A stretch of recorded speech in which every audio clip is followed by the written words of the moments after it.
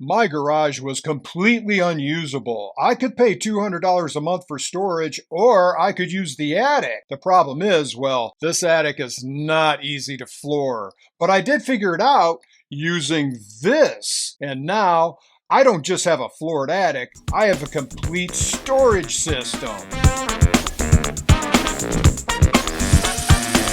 Hola! I'm Mike, and what did I do now? Built out my attic so I can have a nice clean garage. Well, having storage doesn't automatically make me less of a mess. Attics are awkward, cramped, and every one is different. So this project is broken into several areas, each one solving a different problem, and chances are at least one of them will look familiar to your situation. I'm flooring the space over my garage while adding R35 insulation as I go. The project started how most projects start, with mistakes. The section called Entry was first, because this is the easiest to get to from the attic door and will provide access to all the other areas. There was already a bit of OSB flooring here, and while it looks like I could just continue that on, this section needs to match the level of the riser section behind it, so it needs to be raised up 4.5 inches.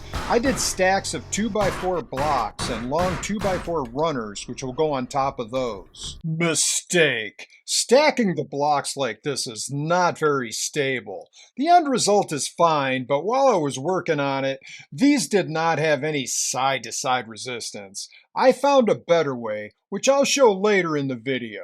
The R35 batting was then carefully inserted so that it stayed fluffy and was not crushed or flattened. The 4x8 sheets of OSB were cut in half lengthwise so they would fit through the attic door. The OSB was then laid on the runners the wrong way. They were put on with the runners, which made it difficult in that everything had to be measured to exact sizes. More importantly, they should run perpendicular. That's stronger and the standard way to do it. Another mistake, I placed the OSB rough side up. This is how it's done for roofs, so that you have traction. In an attic where you're crawling and sliding around on your butt, you want smooth side up. What did I do right? I wore a mask. The insulation itself wasn't so much the problem as the 20 years of attic dust that kicked up every time I fired the nail gun. As I finished this section, I also realized it would be nice if I could see. My original plan was to use work lights and install permanent lighting after the floor is complete, but I realized I really need that lighting now so I can see what I'm doing. After turning off the breaker, the wire going to the one existing light was cut and put into a new junction box where it was split to go in 3 different directions. Those 3 runs fed 6 lights. If you're not comfortable doing electrical, there are easier options. A fan, actually the fan, suggested throwing up a string of party lights, or just do plug-ins. I've used these for years. I'm doing this section next. Are you lost? So am I. So I could find my way around, I modeled my attic in SketchUp. I found a tutorial that helped me build it. This guy is pretty good. The attic door is here, the entry section has been completed, and next is the runners section. The runners section is standalone, separated by the ceiling structure. The benefit being, it does not have to be at a specific level. However, because there's a gas pipe and a 2x4 mounted here that is possibly structural, the floor still needed to be raised 1.5 inches, so runners were used, placed directly on the joists. There was nothing to support the ends of my runners, so a support board was mounted to the gable face and the strutting beam. This is a good example of a problem you could run into. This Romex wire was run with not enough slack to lay down under the floor. I tried to reroute this wire, but it disappears into the wall on both ends. There's no access, and I'm not even sure what it controls. So in this case, I cut a notch in the strong back, just enough so the wire wasn't under tension. Now, this isn't ideal. If you can reroute the wire or drill a hole instead, that's definitely better, but sometimes in an existing attic, you just have to work with what you've got. The runners were nailed down, the insulation stuffed in, and the OSB screwed down. Yes, you want to screw the OSB down and not use nails in case you need to access fixtures or wires. I call this the easy bay because the OSB can mount right to the ceiling joists. The insulation was stuffed in and the OSB screwed down. The wire that was relieved with the notch and the strong back was still in the way, so a slot was cut in the flooring. And I ran into another taut wire. This joist was not structural and the notch only needed to be deep enough so that the OSB wouldn't crush the wire. Enough of the easy stuff. It's time to tackle the wires from hell.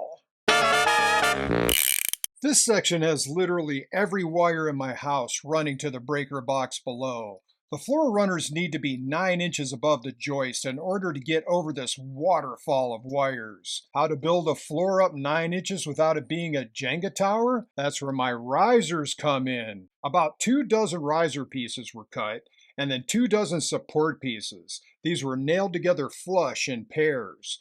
Now the riser sits on top of the joist. The support gets nailed to the side of the joist. This is incredibly strong, gives you a large surface area on top to nail the runners. If you're dealing with 16 inches of blown insulation, you would shove it out of the way, mount the riser, then shovel it back. Here's a tip. The pros don't balance on the joists, hoping they don't fall over through the ceiling. They lay down either scrap boards or the boards you're about to use. I'm using the OSB that will soon be part of the floor. Some notches need to be cut to clear some roof supports, but otherwise the floor was screwed down. The high-rise section follows the same plan as the wires from hell. No wires here, but it still needs to match the height. You don't want too many different levels or you can't slide your storage boxes around. The previous runners could have supported the end of this section with proper planning, but because I didn't plan properly, I screwed some scrap wood on to extend it. The runners were nailed down, the insulation was shoved in, and the OSB screwed down. You would think I'm done, but I'm not. This is the hatch section, which already has existing flooring to go with the attic door. But I'm insulating the garage, so is there insulation under here? The floor behind the stairs was ripped up, the space insulated, and a new piece cut that fit better. The large section on one side was lifted to reveal some insulation, more was stuffed in. Finally, the other side was ripped up, insulated, and replaced. So does all this storage meet my needs? I'm not finished yet.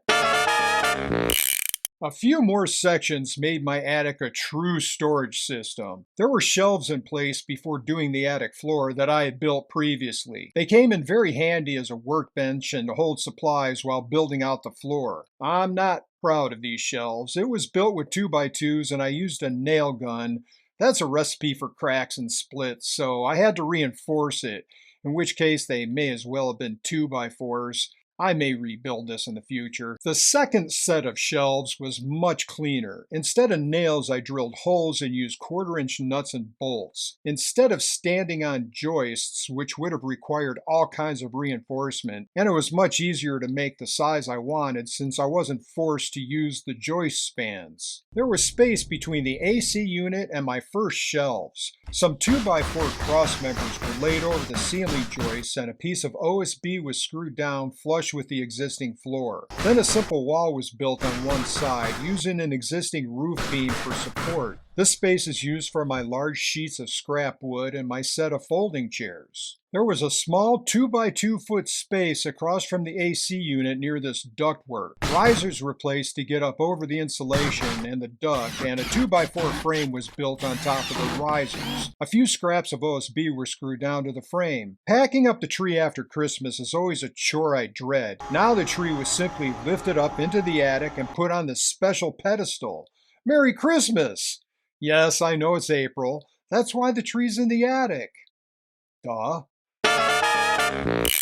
This went from wasted space to 800 square feet of an actual storage system that can be expanded further. The entry section is used primarily to store 2-inch boards. I put down some blue foam mats to make it easier to crawl around on my knees to access the back sections, which is holiday and long-term storage. The runner section is also long-term storage. That's pretty much what was needed, a lot of long-term storage. The Easy Bay has seasonal stuff, like for Halloween and lawn care. How do I get all this stuff up here? That rickety ladder? Nope, but that's a future video. which you're not going to see unless you subscribe. I know what you're thinking. You're thinking, Mike, you still go out for Halloween? Well, I don't want to brag, but I am a master of disguise. Yes, I wear this shirt on Halloween. But you're also thinking, a ceiling isn't designed to hold a lot of weight. Is it going to collapse? Well, I tried putting my car up there. It did not hold it. But the answer is yes, it can hold all of this. However, you should know about the load limits of your attic. I made a video where I go into detail. The short answer is heavier items should go near load-bearing walls. Too much weight in the middle risks ceiling sag. Oh, I've got a fan online. Hey fan, did you like the video? Wow, you're a regular Tim the Toolman Taylor. Or Mike the mismeasuring mistake maker. Thanks, fan. Watch another What Did Mike Do Now every Wednesday at noon Eastern. I'll get back to the shed next time. All you have to do is subscribe. What? Subscribe. Oh, I guess I used that already. Well, you don't have to just subscribe. Like the video too. And go watch my other videos. I did a deep dive into insulating and flooring the attic in my other channel. Or watch this video. I don't know what that is. Master of Disguise.